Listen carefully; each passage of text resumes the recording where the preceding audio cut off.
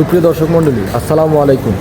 আমি ঢাকা কোথায় আছি, কোন হসপিটালে আছি, আজকে 5-6 দিন যাবৎ এটা আজকে আপনাদেরকে আমি দেখানোর চেষ্টা করতেছি। হ্যাঁ, এই যে এটা হচ্ছে আদ্দিন মেডিকেল কলেজ হাসপাতাল, মুবিন ভবন, গেট নাম্বার 3।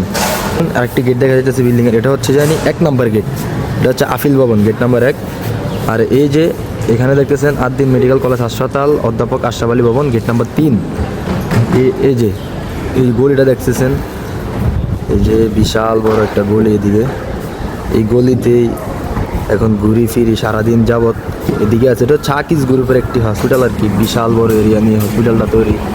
দিন আনি দিন খাই, তেরা শুরু থেকে মাসে মনে করে পিনিক খাই ভাই, হসপিটালে থাকি তো তেরা শুরু অবস্থা এখন ভালো দেখা যেতেছে না, কিছু মনে করবেন না।